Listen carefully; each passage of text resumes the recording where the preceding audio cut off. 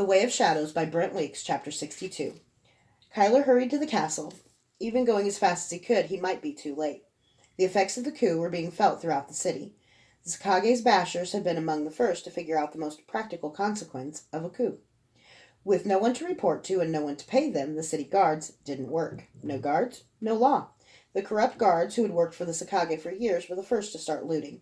After that, the looting spread like plague. Caledonian Highlanders and Meisters were stationed on Vanden Bridge and on the east bank of the Plith to keep the looting confined to the Warrens.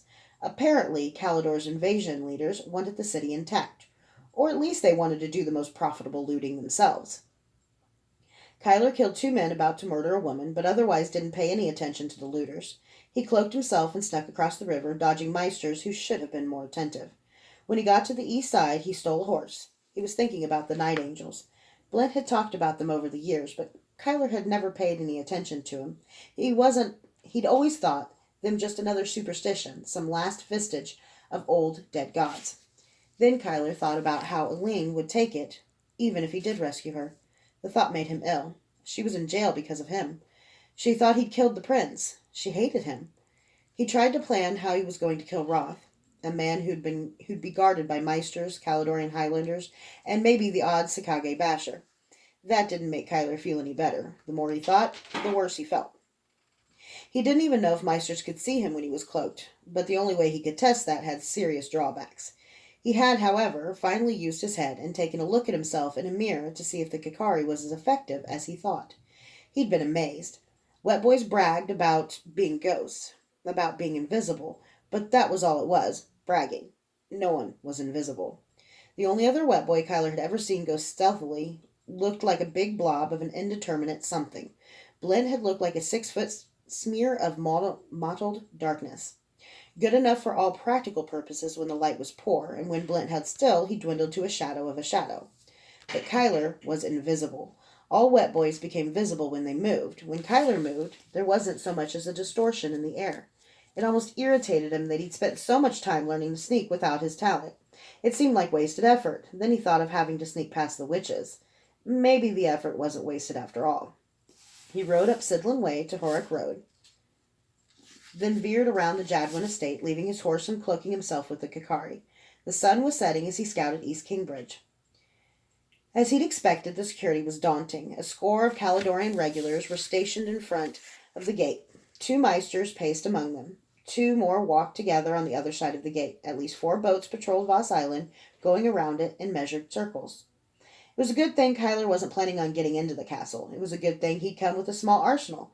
Dodging from rock to rock, tree to shrub, Kyler moved to the bridge. He unlimbered the heavy crossbow from his pack.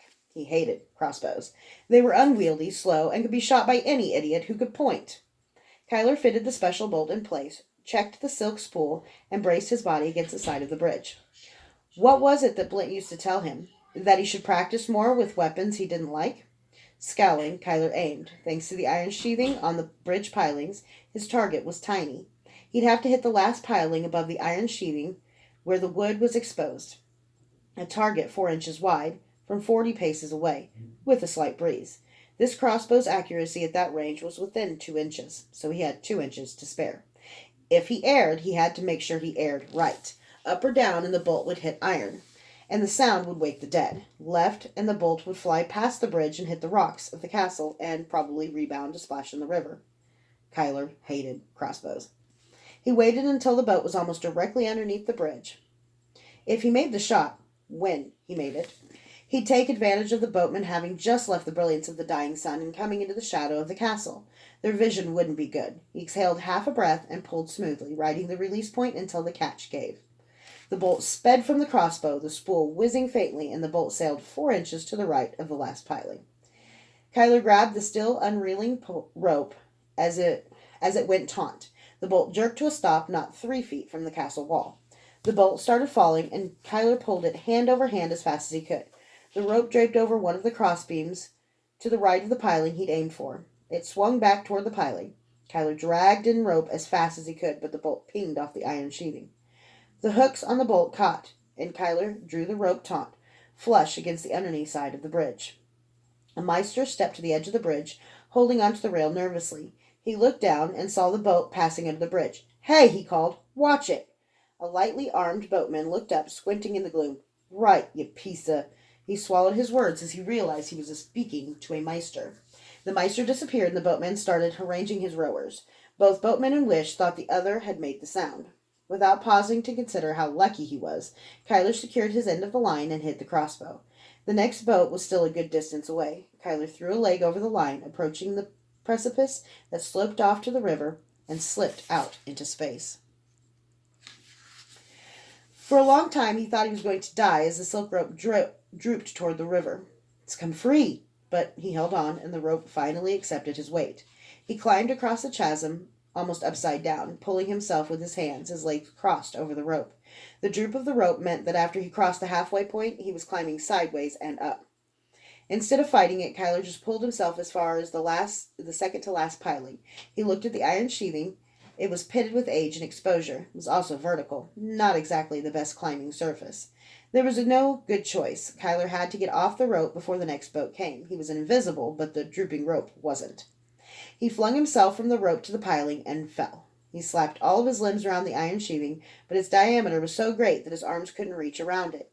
The uneven iron surface didn't provide enough friction to stop his descent, but it was enough to tear at the skin on the inside of his arms and his inner thighs.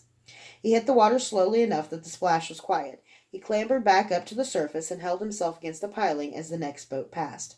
With the number of weapons he was wearing, he couldn't swim.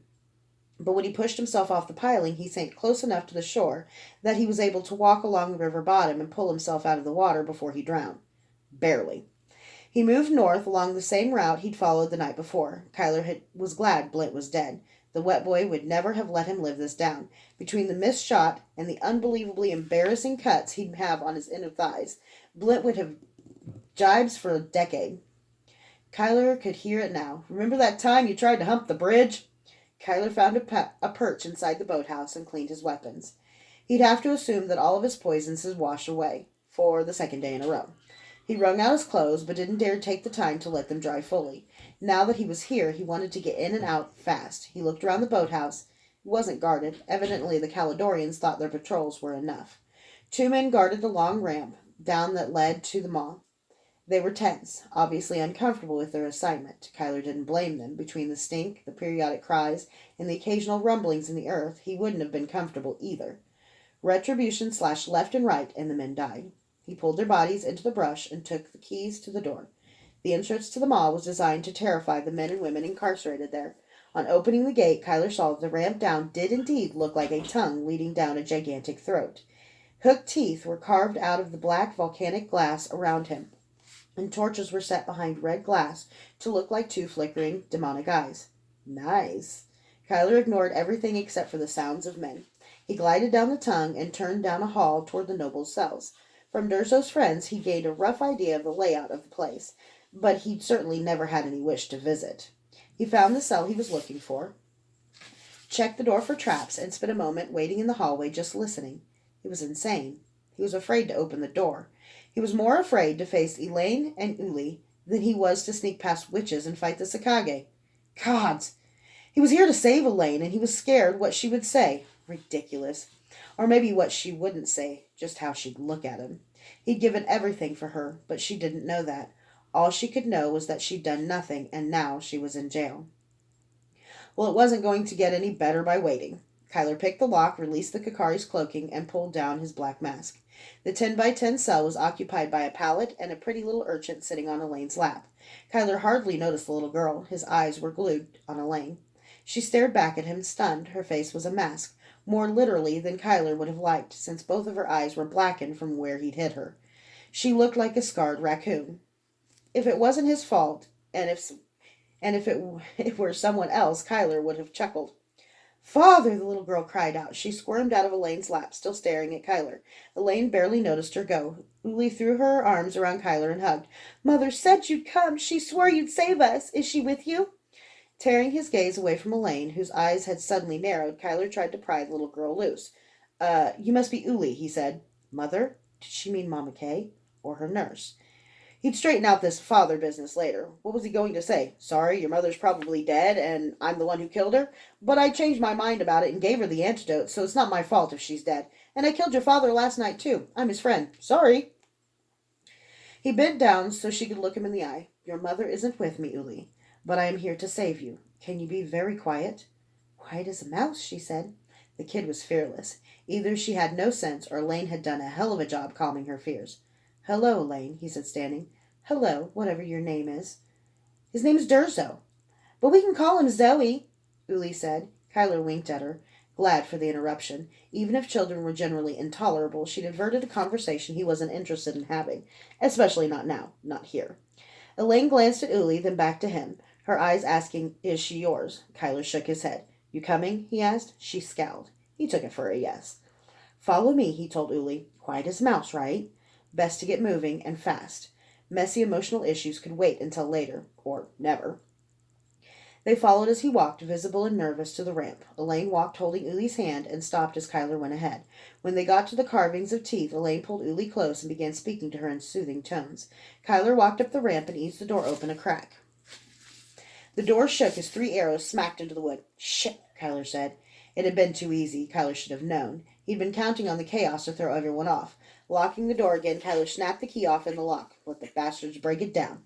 Back up the tunnel, he said, pulling Elaine into a jog. You won't see me, but I'll be here. I'll protect you. Just listen for my voice, he said as the black ooze of the Kakari bubbled out of his pores. If Elaine were startled to have him disappear before her eyes, she hid it well. She jogged, pulling Uli along. Do I need to run? She asked the empty air. Just walk fast, Kyler said.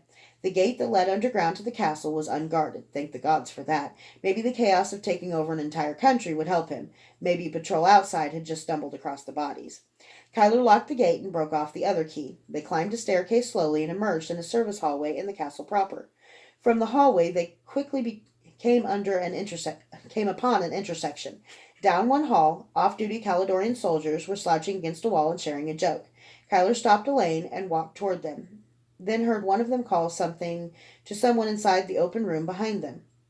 If he killed them, whoever was in that room would sound an alarm. He could make it, but Elaine and Uli couldn't. He went back to Elaine. Go when I say, he said. Now. Elaine threw her shawl over her head and struggled across the hallway. Her back bent and her face down, one foot turned in and dragging along the floor. She looked like an old crone, and she blocked most of Uli from view. It took her longer to get across the opening, but when one of the soldiers saw her, he didn't even say anything to the others. Nice trick, Kyler said, catching up with her as she resumed her normal fast stride. Where I grew up, stupid girls don't stay virgins, Elaine said. You grew up on the east side, Kyler said. It's not exactly like the Warrens over there. You think it's safer to work around oversexed nobles? Where are we going? Uli asked. Shh, Kyler said as they approached another intersection. The hallway they had been following led to the kitchens. From the racist voices there, though, that wasn't the way to take Elaine and Uli. The door to the right was locked and the hall left was clear. Kyler pulled out his picks, risking the possibility of someone stepping out of the kitchens. He didn't like the idea of following the path of least resistance. The lock came open quickly, but something heavy had been wedged against the door on the other side. Probably a servant had done his best to block it during the coup. Where are we going? Uli asked again. Kyler had known her cuteness would grate on him. He just hoped it would take longer than this. He let Elaine hush her this time. With his talent, he could kick through the door and whatever was blocking it, but the noise would bring whoever was in the kitchens, and Kyler felt a sense of urgency. He didn't want to leave the girls here while he scouted. Left, he whispered. This corridor twisted and rose up several flights of steps. Kyler heard the jingling of mail and the slap of feet in hobnailed boots behind them. Hurry, he said. The men behind them were moving at a slow jog, so they weren't chasing escaped prisoners, but just responding to orders. Kyler dropped back to the staircase and caught a brief glimpse of at least 20 men. He ran to catch up with Elaine and Uli. They were passing doors, and heedless of who might hear, Kyler started testing the latches. Every one was locked. Why are we going to the throne room? Uli asked. Kyler stopped. Elaine stared at Uli, looking as surprised as he felt. What? He asked. Why are we going? How do you know where we're going? Kyler asked. I live here. Mother's a maid. Our room's just... Uli, do you know a way out? A way that doesn't go to the throne room? Quick! I'm not supposed to come up here, she said. I get in trouble. Damn it, Kyler said. Do you know a way out or not? She shook her head, frightened. That would have just been too easy, wouldn't it? Great with children, aren't you? Elaine said. She touched Uli's cheek and squatted on her heels to look in her face. Have you come up here, Uli? Elaine asked gently. We won't be angry if you have, I promise. But Uli was too frightened to say anything. The footsteps were getting closer. Move, Kyler said, grabbing Elaine's hand to get her running, making her drag the brat. He didn't like this. It was too tidy, too convenient that there was only one path. One path, that's it. There's never just one path in this castle. Kyler scanned the walls and ceilings as he ran. He didn't even try the doors that they passed. They turned another corner. Kyler skidded to a stop. He shimmered back into visibility. Elaine, do you see that third panel? He pointed up. No, she said, but what do I need to do? Push on it. I'll lift you. There are secret corridors throughout the castle. Find your way out. Maybe Uli can help you. She nodded, and Kyler squatted against the wall. Elaine hitched up her skirts and stepped on his thigh. She scowled as she realized that climbing up on him would drape her skirts over his head, but she didn't hesitate to step up on his shoulders and finally into his hands. She walked her hands up the wall for balance. Then Kyler stood and extended his hands, lifting her high in the air. Elaine pushed the panel open and slipped inside a crawl space. She had turned around by the time Kyler picked up Uli. Can you catch? He asked. I'd better, she said. The footsteps were almost on top of them. Kyler tossed Uli up in the air easily. Damn, but the talent is useful. Elaine caught her and started to slip until her own shoulders were sticking out over space. Then she must have braced herself against something inside the crawl space because she stopped. She grunted and, with Uli wiggling to help, was able to pull the girl up with her. Oh, I've been here, Uli said. Kyler took out a dagger and tossed it up to Elaine. She caught it. What am I supposed to do with this? Aside from the obvious, he asked. Thanks. Now come on. There's room. Hurry. Kyler didn't move. Dorian said, If you do the right thing twice, it will cost you your life, Brent said. There are things more valuable than life, the Count said. You can't pay for all you've done, but you aren't beyond redemption. There's always a way out, and if you're willing to make a sacrifice, the God will give you the chance to save something priceless. He looked at Elaine. Something priceless indeed. He smiled at her. She looked at him like he was crazy. Kyler, hurry! It's a trap, Elaine. If they lose me here, they'll search the hidden passages. I can't protect you in the crawl spaces. They're too cramped. Get out of the castle. Go to Jarl at the Blue Boar. He'll help you. They'll kill you, Kyler. If it's a trap, you can't... I did look, he interrupted. He smirked. And you've got great legs. He winked and disappeared.